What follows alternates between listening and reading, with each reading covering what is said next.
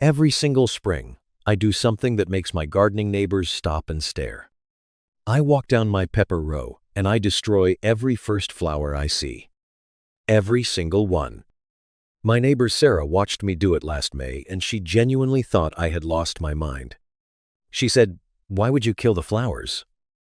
That is literally the whole point of having a plant. And I just smiled. Because I knew what August was going to look like. That same August, my pepper plants gave me citrusine peppers per plant. Sarah, with the same soil, the same sun, the same water, and the same variety of pepper, got Joe.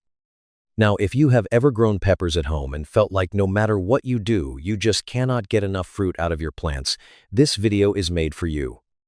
Because today, I am going to walk you through the one move that changes everything, and then I am going to show you the two things you absolutely have to do alongside it, because without those two pieces, the first move alone will not reach its full potential. I am also going to be honest with you about something. There is a piece of advice that has gone completely viral online about pepper plants, and the science behind it is a lot more complicated than most people realize. I will break that down too, because you deserve the full picture, not just the version that sounds good in a short. If you are the kind of gardener who wants to understand why something works, not just copy what someone told you to do, you are in exactly the right place. And if you have not followed this channel yet, now is a great time to do that, because we go deep on this kind of thing every single week. So let me ask you something. When your pepper plant is about 1/2 inches tall, what do you actually do with it? If your answer is nothing, I just let it grow. You are doing exactly what most home gardeners do. And that one decision, that single moment of doing nothing, is quietly costing you half your harvest every single season. Here is what is really happening inside that plant. When a pepper grows naturally with no intervention, it puts all of its energy into one direction, straight up. One main stem, growing taller and taller, with a handful of branches coming off the sides. You are working with a very limited number of fruiting points. Think of it like a tree with only sand or sud branches. How much fruit can that tree really hold? Now imagine that same tree with sheer branches spreading out in every direction. That is the difference we are talking about. This is not a fertilizer problem. This is not a watering problem. This is a structural problem, and the fix takes about sheer seconds. The technique is called topping. What you are doing is removing the very top of the main stem, the apical bud, the growing tip, so that the plant is forced to stop growing upward and instead push energy out into side branches. More branches mean more nodes. More nodes mean more flowers. More flowers mean more peppers. It is that direct of a connection. Now, let me walk you through exactly how to do this. First, wait until your plant is between low and inches tall. That is roughly E2R weeks after you have transplanted it outdoors. Too early, and you will stunt the plant before it has built enough root strength to recover. Too late, and the plant has already committed too much energy to vertical growth. The window is low to inches. That is your sweet spot. Second, identify the main stem. It is the thickest, most vertical growth coming straight up from the base. Third, look at the very top and you will see the apical bud. It looks like a tiny cluster of new leaves forming at the tip. That is what you are removing. Fourth, using a clean pair of garden scissors, make a cut at a 60° angle about 3/4 of an inch below that tip. If you do not have scissors, you can pinch it off with your fingernails. After you make that cut, here is what most people are not prepared for. The plant is going to look like it stopped growing for about 1 to 2 days. Do not panic. That pause is the plant redirecting its entire vascular system. It is like rerouting traffic on a highway. Then suddenly, new shoots will begin emerging from the nodes below the cut. Not just one new branch, but multiple branches pushing out at the same time. I still remember the first time I topped a pepper plant. I stood there for a solid 1 minute before I could bring myself to make the cut. It felt completely wrong. But weeks later, I counted new branches on that single plant. And by the end of that summer, One topped plant produced more than twice what my untouched plants gave me. One important note before you run out to your garden. Topping works exceptionally well for hot peppers, jalapeno, serrano, cayenne, Thai chili, habanero. If you are growing sweet bell peppers, test it on one plant first, because some gardeners find that topping bell pepper varieties can affect the growth pattern of the plant in ways that reduce overall fruit size. And those little tops you cut off? Do not throw them away. Place the cut end in a glass of water on a sunny windowsill, and within assured days, you will likely see roots forming. Once those roots reach about an inch long, pot that cutting into soil and grow an entirely new pepper plant for free. One cut, two plants. Now, once you have topped your plant, the conversation online will inevitably bring up something else, pinching the flowers. And this is where things get really interesting, because what most people believe about flower pinching and what the research actually shows are two very different stories. Before we go any further, I want to ask you something directly. Have you ever heard this piece of advice? Pinch off the first flowers on your pepper plant, and you will get way more peppers later in the season. Almost every gardener has heard this. It is everywhere on social media. It is in gardening forums. It is the kind of tip that gets shared millions of times because it sounds so logical. You remove the early fruit so the plant can focus its energy on growing bigger and stronger first, and then it rewards you with a massive harvest later. Simple, intuitive, satisfying. There is just one problem. When researchers actually put this idea to the test, the results were not what anyone expected. A study published in the African Journal of Agricultural Research grew hydroponic sweet pepper plants and divided them into sand groups. The first group had 0 flowers removed. The second group had the first R flowers pinched off. The third group had the first SUF flowers removed. In the first growing season, the plants where no flowers were removed actually outproduced both of the pinching groups. The control group, the ones where gardeners did absolutely nothing, came out on top. In the second season, the differences were not statistically significant either way. The researchers concluded that flower pinching, on its own, did not reliably increase yield, and in some conditions, it actually made things worse. Now, I know what some of you are thinking. You are thinking, but I tried this and it worked for me. What I am saying is that there is a very good chance something else was responsible for your results, most likely topping combined with better growing conditions as the season progressed, not the flower pinching itself. The human brain is incredibly good at connecting two things that happened close together in time and assuming one caused the other. That is just how we make sense of the world. But in a garden, it means we sometimes give credit to the wrong variable. Here is my honest take. After years of testing this myself, I still pinch the first flowers on my plants. I do it because the downside risk is essentially 0. Removing a flower takes seconds and costs nothing. But I no longer believe that pinching flowers is the engine driving my results. Topping is the engine. The flower pinching is just something I do while I am out there, the same way some people tap the top of a soda can before opening it. It might help a little at the margin. But if you are only going to do one thing, top the plant. That is where the real yield difference lives. And speaking of results, the next piece of this system is one that most gardeners get completely wrong. If you have been feeding your plants the same fertilizer from spring all the way through harvest, stay right here, because what I am about to share is going to change the way you think about feeding your garden. Let me paint you a picture that a lot of gardeners are going to recognize. It is early spring. You pick up a bag of 2010年10月10日 all-purpose fertilizer and you start feeding your pepper plants. You feed them in May. You feed them in June. You feed them in July. Same product, same dose, same schedule. And by midsummer, you have these absolutely massive, beautiful dark green plants with thick stems and lush leaves and maybe leader C peppers hanging off the whole thing. The answer is not that you fertilize too much or too little. The answer is that you fed your plants the same food at every stage of their life. What a pepper plant needs at 2 weeks old is completely different from what it needs at 12 weeks old.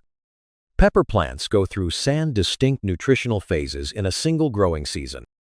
The first phase runs from transplant until the moment you see that very first flower bud forming. During this window, your plant has one job: building structure. It needs to grow a strong root system, develop thick stems, and put out enough leaf canopy to power everything that comes later. A balanced fertilizer like 2010年10月10日 works well here, but do not overdo the nitrogen. Research from the University of Minnesota Extension is very clear on this point. Too much nitrogen produces plants that are bushy, leafy, and slow to bear fruit. Feed lightly, and watch for that first bud to appear. The moment you see that first flower bud, and I mean the actual day you spot it, it is time to switch. This is phase R, the flowering stage. At this point, nitrogen steps back and phosphorus steps forward. Phosphorus signals to the plant that it is time to stop building and start producing. A fertilizer ratio of 5105 or 2010年5月10日 is ideal here. Bone meal is an excellent natural phosphorus source widely available at garden centers across the country. What I personally do is scratch the granules gently into the soil around the base of each plant, about 11 inches out from the stem, right before watering. I have noticed more flower clusters and fewer dropped buds since I started timing this switch precisely. Once fruit has set and you can see small peppers actually forming on the branches, you enter phase SAN, and this is where potassium becomes your most important nutrient. Potassium governs cell wall integrity inside the fruit, which is what gives you that thick, firm pepper wall instead of a thin, papery one. Research from the University of Florida Institute of Food and Agricultural Sciences on commercial pepper production confirms that potassium demand rises significantly from flowering all the way through final maturity. A ratio like 2010年5月10日 is a solid target for this phase. Banana peels are a surprisingly potent source of potassium and are incredibly popular with home gardeners across the United States. You can steep them in water overnight and use that liquid as a feed.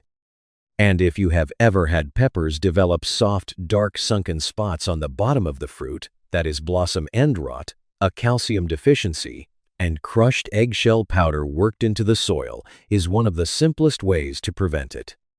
One final note.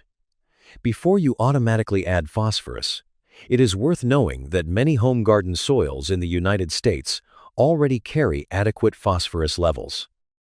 Adding more when the soil does not need it can lock out zinc and iron. A basic soil test from your local cooperative extension office can save you money on fertilizer every season for years. Now you have topped your plant and you are feeding it the right food at the right time. But there is one more threat that most gardeners do not see coming until it is too late. And when it hits, it can shut down your entire harvest in a matter of days. Picture this. It is a Tuesday morning in mid-July. You walk out to your garden with your coffee, and your pepper plants look incredible. The branches are full, the fruit is coming in, everything you worked for since April is finally showing up. And then you look a little closer. Some of the peppers have white, papery, bleached-looking patches on the skin. A few of them feel soft to the touch. And on one of your plants, you count 2 flowers that dropped overnight. Flowers that were perfectly healthy just 6 hours ago. That right there is heat stress and sun scald hitting at the same time. And the frustrating part is that it is completely preventable. Here is the biology behind it. Pepper plants love sun and need at least lutibast hours of direct light per day to produce well. But there is a critical difference between morning sun and afternoon sun in the middle of an American summer. Morning light, from roughly 11 in the morning through she, is warm and productive. Afternoon sun, particularly that window from around Sandawu in the afternoon, is a different animal entirely. In most parts of the United States during July and August afternoon, temperatures regularly climb above 0 degrees Fahrenheit. In states like Texas, Arizona, and across the Southeast, it is common to see stretches of 80 degrees or more for days at a time. When a pepper plant sits in that kind of intense afternoon heat, 2 things happen. The plant begins dropping flowers as a survival mechanism. And any fruit exposed to that direct afternoon sun can develop sun scald, irreversible damage to the skin that creates an entry point for rot. You want to install a shade cloth rated at 60% light reduction before your temperatures consistently push past 0 degrees Fahrenheit, not after you see damage, but before. Set it up to cover your plants during that peak window from noon through 6 in the afternoon, while still allowing full morning sun to come through. If you prefer a more natural approach, growing corn, sunflowers, or taller tomato varieties on the west side of your pepper row creates a living wall that blocks the harshest late-day sun without costing you anything extra. Planting on the east side of a fence accomplishes the same thing passively. And if you are growing peppers in containers, just move the pots into a shaded spot between noon and suckins and move them back out in the morning. There is one more thing about sun scald that I want you to hold on to, because it trips up a lot of experienced gardeners. Your instinct when you see sun-damaged fruit might be to prune off the affected leaves and clean up the plant. Resist that instinct completely. The leaves on your pepper plant are not just decoration. They are a living canopy that actively shades the developing fruit below them. Every leaf you remove in midsummer is one less umbrella protecting your peppers from that brutal afternoon sun. Protect the leaves, and the leaves will protect your harvest. If you have ever walked out to a garden that looked perfect one week and struggling the next, drop a comment below and tell me what happened. I read every single comment, and I genuinely want to know what you have been dealing with in your garden. All right, let us bring everything together.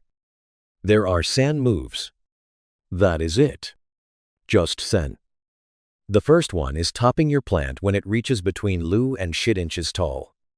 You make one clean cut at the top of the main stem, right above where our side branches are forming, and you let the plant do the rest.